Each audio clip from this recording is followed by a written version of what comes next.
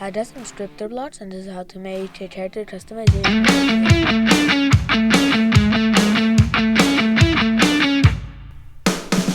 Okay, so what we now want to do is we want to start actually making a GUI so that the player can actually select hats and body colors and clothing. So of course, first we'll have to go over here to start their GUI on the plus and add in a screen GUI.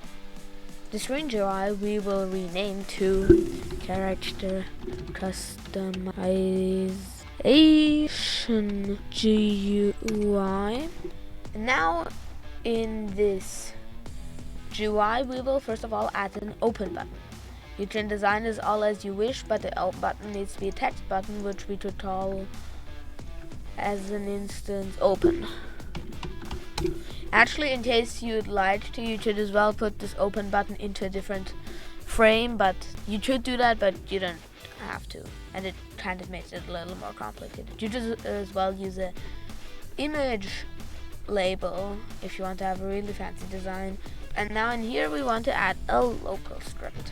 You can also design this frame however you like, but for me I'm just gonna position the frame somewhere around the middle of the left side of the screen, somewhere about here. Now in this local script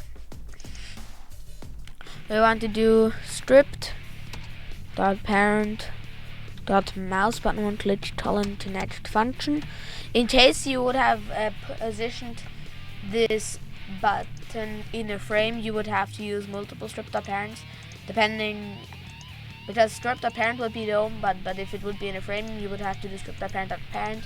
For every frame, you would have to add a .parent colon to next function. And now we want to add our second part. We want to add a selection bar for which type of customization you want to customize. So first of all, we need the selection bar. We will add this in the start character customization menu, and we'll add a frame. We will resize this frame to some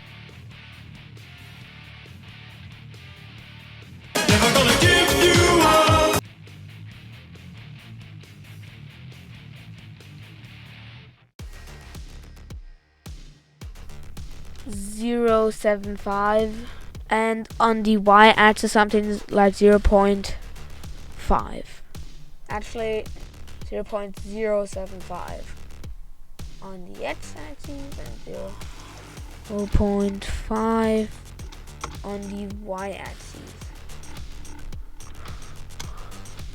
And now we will put the anchor point to something like 1,0.5.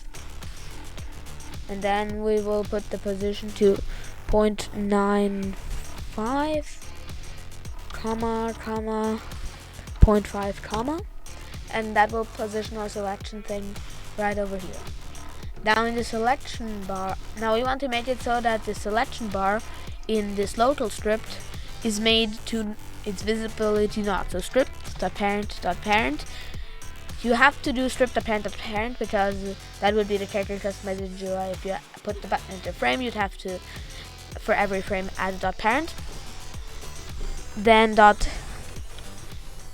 selection bar, or however you call this frame, visible equals to not, and then just copy and paste this line. So this way, if it is visible, it will make it invisible, and vice versa. So let's play test. And as we can see, we still have our character customization, and if we press the button, it will always be visible or not visible, depending what it was before we clicked. Perfect. Next up, we want to do a little bit more with the selection bar. In the selection bar, we want to add a frame, and we want to add a UI list layout, which will just help us reposition this frame, because every frame will stand for one type of customization option. So we will first duplicate this frame, and then the UI list layout we'll have to do some stuff, because we will add form. We want to make 4 frames, so we want to, or even less, so we have to do 0.9 comma 0.2 comma. And this may not look much smaller, but it will make a difference, because now we want to put the anchored point to 0.5 comma 0.5, and put in the UI list layout, put the padding to 0.05, and want to make so that the fill direction is horizontal. We actually have to put it to vertical. So as we can see, if we duplicate it, it's moved down, but there's still one problem, being it's not centered. So we have to put the horizontal alignment to center. And the one thing we need to do is we somehow need to put so that the frames are moved a tiny bit down. How I'll do that is I'll add a frame into the selection bar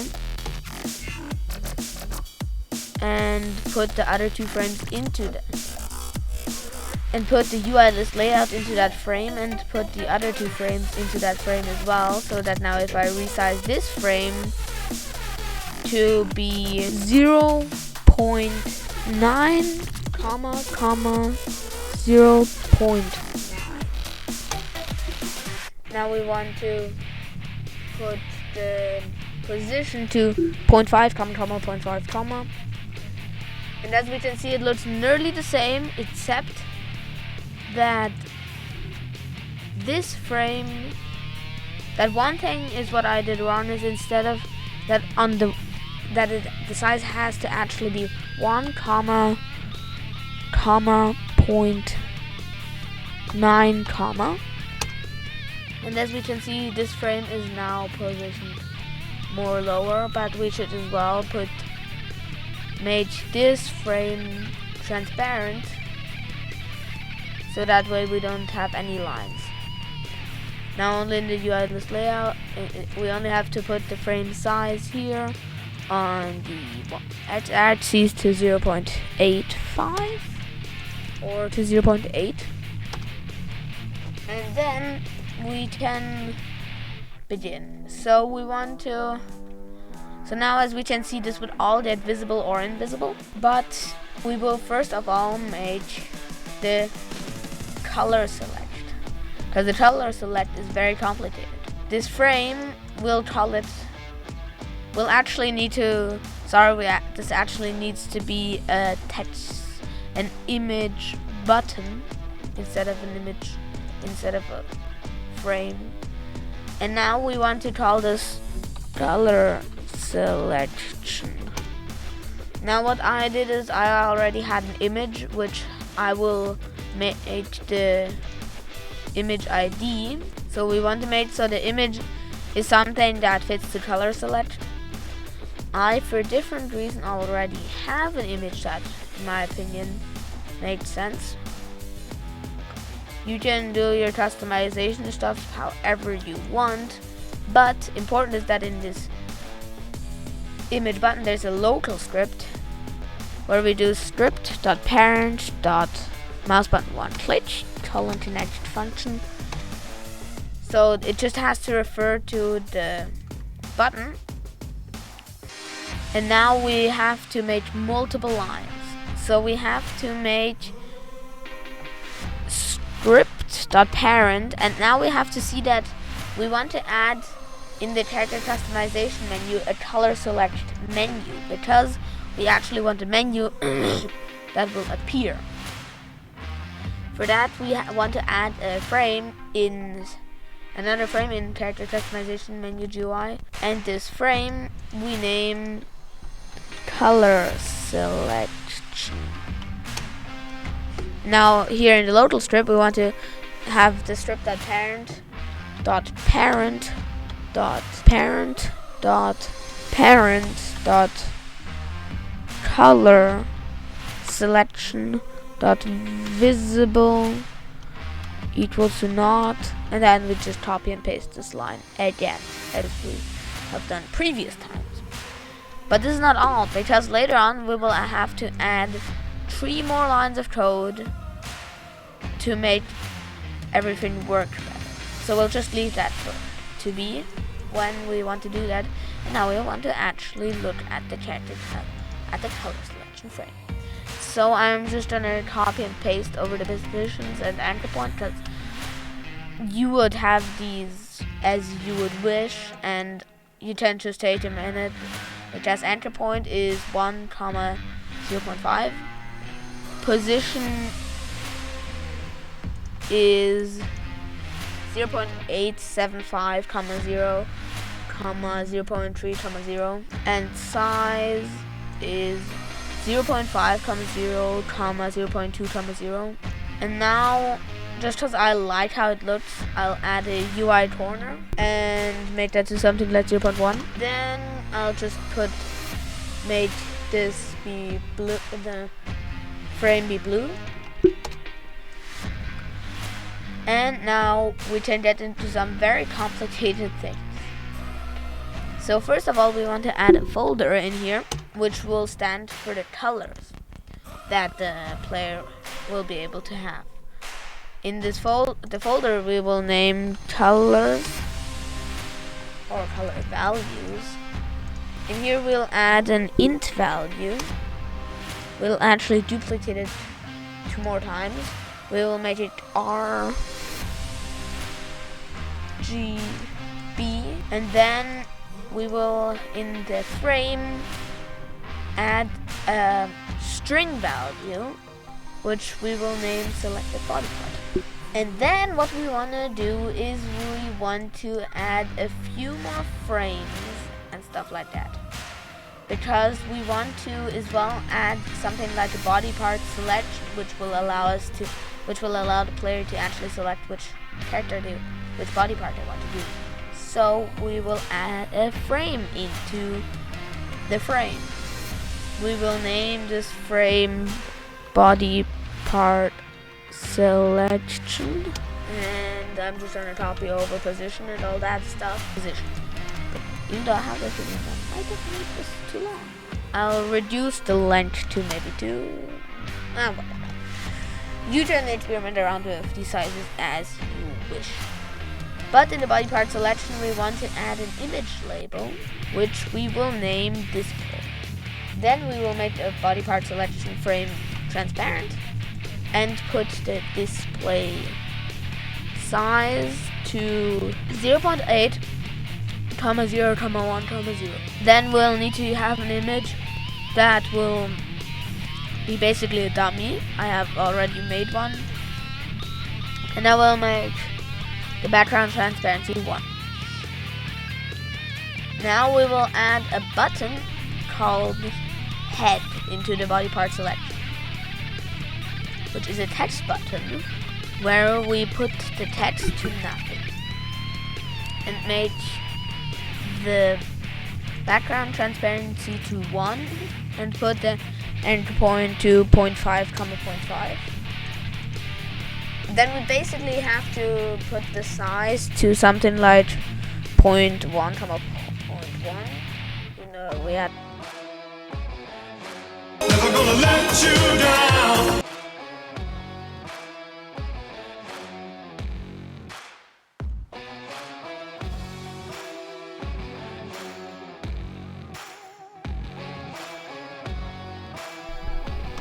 Until it overlaps with the head. We can just experiment around until it works. And size it and all of that stuff until it fits over the head. Okay, when you've done that for the head, you want to repeat that process for every single body part. But you want to name them all individually for each body part. You want to in first the head, add a local script. Then here you just want to do script.parent, mouse button 1 click, come to next function. And now comes the interesting part, because in this local, and because then we want to write script.parent.selected body part, which is the string value we have previously made, dot value equal to script dot parent dot name. We basically just have to do this, and we have to as well make so that these are all spelled correctly, because else this won't work. And we just need to copy this local script over to every single one of these text buttons that we have made. Like this now, if we would click one of these, this value would change to, let's say, head. If I click here, torso here, and so on and so forth. Now we want to make it so that the player can select which value of color they want. So we, in the color selection, want to add, first of all, color display. So that will be just a simple frame. This will be a simple text button, and we'll call it color display. Okay, now we want to make so that the color display actually has an anchor point of 1,0.5. And then we want to make a position something very complicated, because we want to make it 0.975, 0, 0.5, 0. And now we want to put the size to 0.15, 0, 0.9, 0.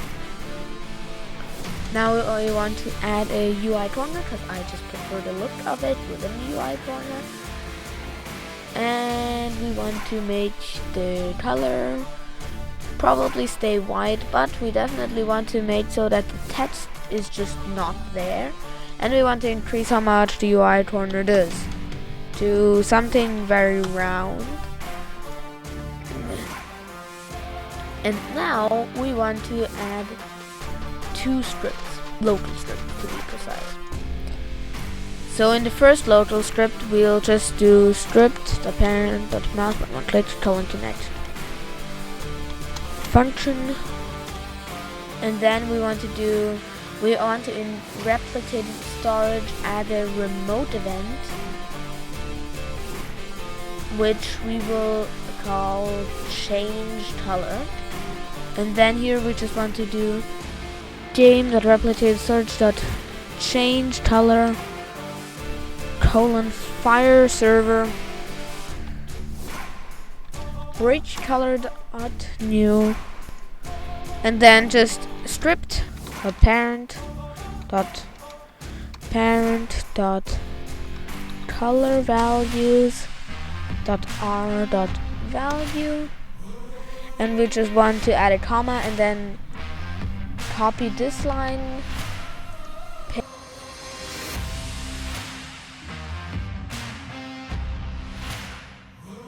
add another comma, paste the line again, and actually make this one a B and the one before a G. Now what we want to add is, because this as well needs to work, we want to server script service, we want to take the customization menu, we also want to add a second folder called change appearance. And in this folder we want to add a script. We want to call this script change color. And we'll later on get to what we write in the script, because before that we want to, in the color display, add a second script, which we will, a local script, which we will call color updater. And in this script we want to do while wait one do, so this will trigger every second. Script.parent.background color tree equals to color 3.new, and we just want to use the same as we used for the remote event thing. And now lastly we want to do the change color script. This is very simple. Basically all we need to do is do game.replicated storage.change color dot on server event colon to next function plr comma color comma part. And now we just want to drop a line after this. And one thing we still need to do is we actually in the local script that we added before, behind the RGB stuff, we actually want to do comma script.parent dot parents dot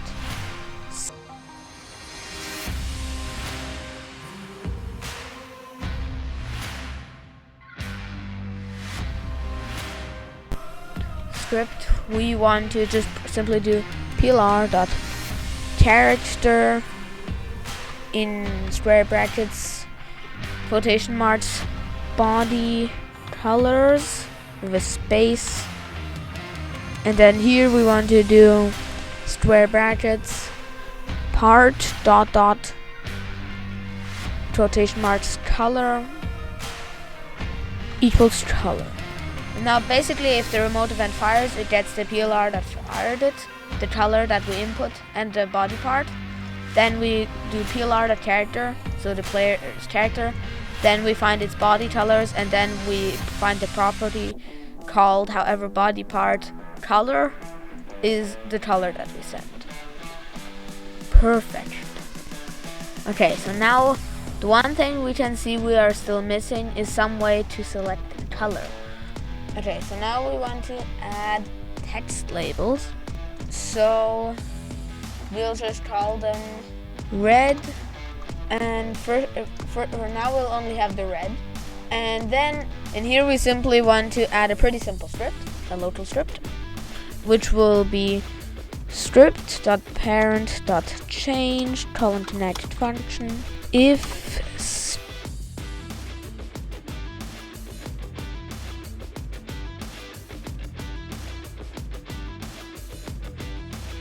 nil, then script.parent.color values.r.value equals to 255,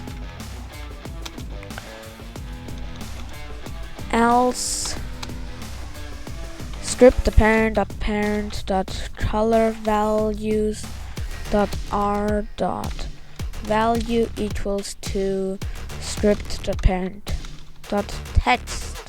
Okay, now all we want to do is duplicate this button 2 more times. Rename one to blue, and here we just want to change the script so that instead of G, R it is B, and the last one we want to rename to green. Here we only in the local script want to put it instead of R to G. Now we just want to move these so that the red, we just want to change some properties of the red, green and blue so that they are positioned differently. And we just want to remove the text, put the placeholder text to 255, and just quickly move the blue. And you can customize this a little more if you wish, but I'm not going to do that because I've already been spending a lot of time on this, and this is just a tutorial. And now we can test. So as we can see right now, our right arm is blue. So let's see, if we just here in this menu click on right arm and then put this to 255, 255, 255, then we can see it's white. Now if we click here, it works perfectly. Now if we just quickly wait 15 seconds so that it saves,